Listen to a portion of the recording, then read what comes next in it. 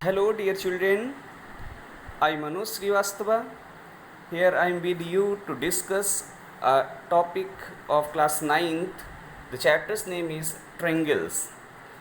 So, before starting the topic, I would like to remind you, don't forget to subscribe our channel to see the latest videos of the different subjects. See, the chapter's name is triangles. In the previous classes also we have studied about the triangles. So many topics earlier we have discussed, like angles and property of the triangles. About the congruence also, in the previous class 7th we have discussed a little bit of the concepts, and Pythagoras theorem also were discussed. So in class ninth, what is the main syllabus? Actually in class ninth we have to go through the congruence. The topic congruence we have to do. See, what are the congruent figures? Dear students, the figures having same shape and same size are called congruent figures. We can define it like this: the figures having same shape and same size means they should be exactly alike. Exactly alike means their shape and size. Like, we can take the so many examples we can take. One example we are taking, like any two pages of a notebook, so they all are having the same dimensions, as well as the angles at the vertices are also same, so they are considered as the congruent figures. What are the congruent triangles? As we are saying about the congruent figures, the same shape and same size should be there. In the same way, about the congruent triangles also, two triangles are said to be congruent if all the six parts. Now the thing is, what is the meaning of all the six parts? All the six part means the three sides of a triangle and three angles of the same triangle. See, now again I am continuing is, two triangles are said to be congruent if all the six parts of a triangle are equal to the corresponding parts of other triangle. Corresponding part, very important point. Corresponding parts we have to take care of. See, what are the criterions of congruence of triangles?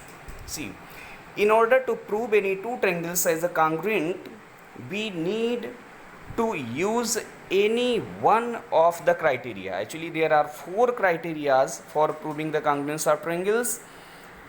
Out of these four criterion, we have to use any one criterion to prove the triangles as congruent.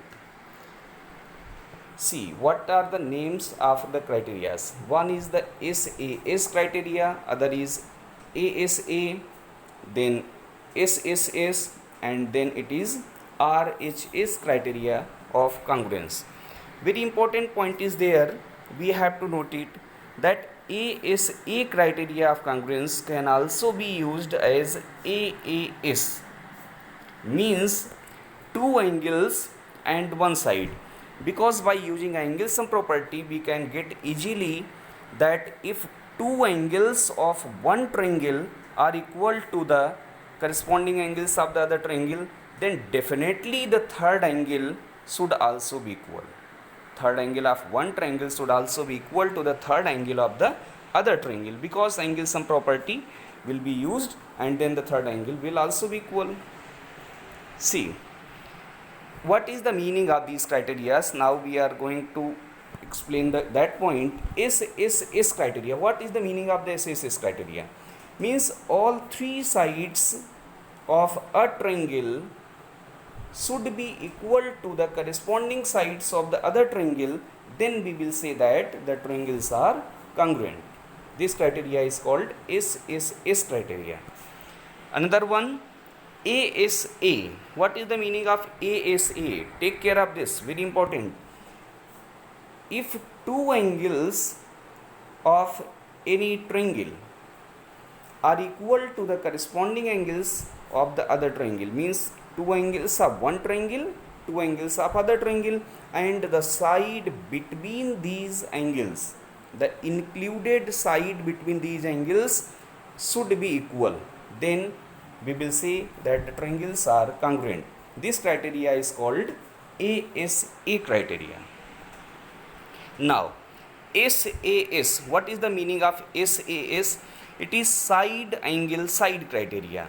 Side angle side, it means any two sides of a triangle should be equal to the corresponding sides of the other triangle.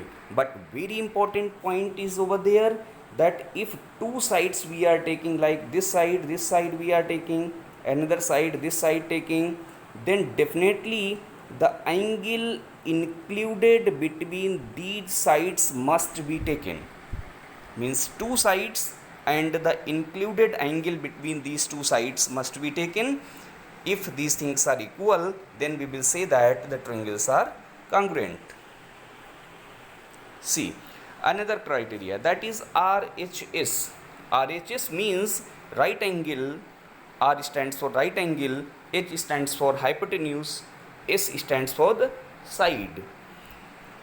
So this criteria says, if the hypotenuse and one side of a right angle triangle are equal to the hypotenuse and one side of another right angle triangle. Right angle triangle means angle is right angle, it is compulsory. Now any one side can be taken, like this side we are taking, and the hypotenuse must also be equal, then the triangles are said to be congruent according to RHS rule. See, now we are going to discuss some examples, and we will see that how the triangles are similar and what is the conclusion, means what is the conclusion by using CPCT. CPCT means corresponding parts of the congruent triangles. See, we are considering two triangles named as ABC and DEF.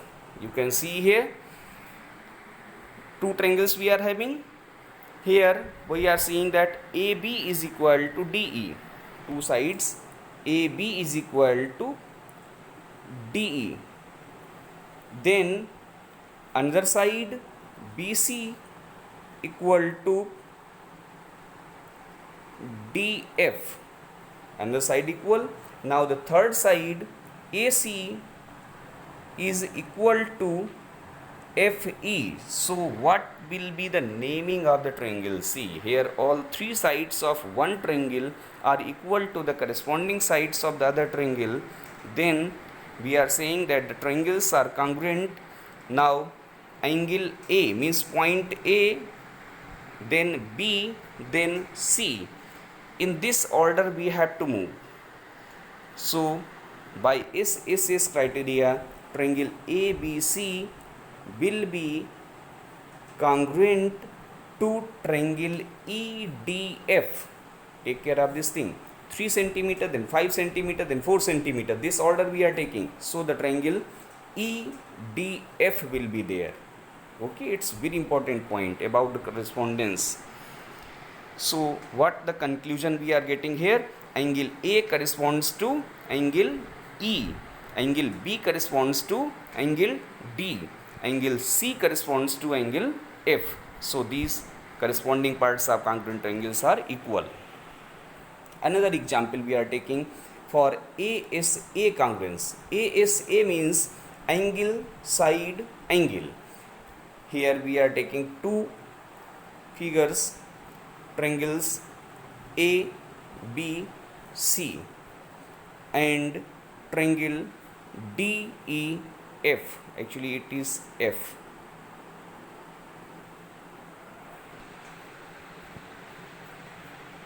So here we are seeing that angle B is equal to angle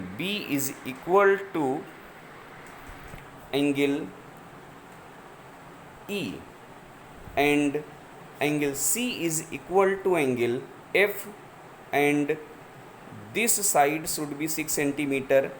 DEF should be equal to BC. Then we are saying that triangles ABC and triangle DEF are congruent. And by CPCT we are having the conclusion that angle A is equal to angle D, and remaining side AB will be equal to DE and AC will be equal to DF. Now another example we are considering about the AAS congruence, means angle side. Here also we are taking two triangles named as ABC and DEF. So now we have to see the correspondence. See, angle A means that is x degree, it corresponds to angle F. Then angle B corresponds to angle D, and after that the side BC corresponds to DE. Then we are having the triangles ABC and FDE. These triangles are correspond, means these triangles are congruent. And what are the correspondence about the remaining parts? Like angle C will correspond to angle E, so these angles will be equal. AB will be equal to FD and AC will be equal to FE, and thus CPCT these parts are equal. Now SAS means side angle side. Here side angle side means two sides of one triangle should be equal to the corresponding sides of the other triangle, and the angle included between these sides should be equal. We are considering two triangles named as ABC and PQR. See what is the correspondence over there. Here angle B is equal to angle P. Take care of this thing. What is the correspondence part? What are the correspondence part? Angle B is equal to angle P and AB is equal to PQ or QP. After that the third side BC equal to PR. Then we are seeing clearly that triangle ABC, look at the order, triangle ABC will be congruent to triangle QPR. We can't say it is PQR, that is triangle QPR. It's very important, that is triangle QPR. And so the triangles are congruent, hence by CPCT the remaining parts will be equal. Remaining parts means angle A is equal to angle Q, angle C is equal to angle R, AC is equal to QR. These are the CPCT, means corresponding parts of the congruent triangles. One more example for RHS congruence, means right angle, hypotenuse and side. We are considering two right angled triangles ABC and PQR. Now look at the correspondence about these triangles. Here we are having that the hypotenuse AC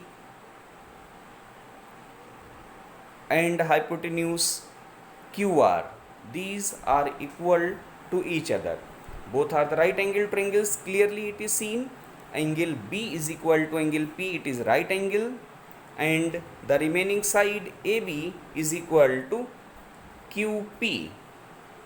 Take care of this point, it is QPR. Then we are seeing clearly that triangle ABC is congruent to triangle QPR. It cannot be written as PQR. It's very important point, take care of this thing. So by CPCT what the conclusion we will get that angle A is equal to angle Q, angle C is equal to angle R, and BC equal to PR, means remaining sides. So by CPCT these all remaining parts can be said as equal.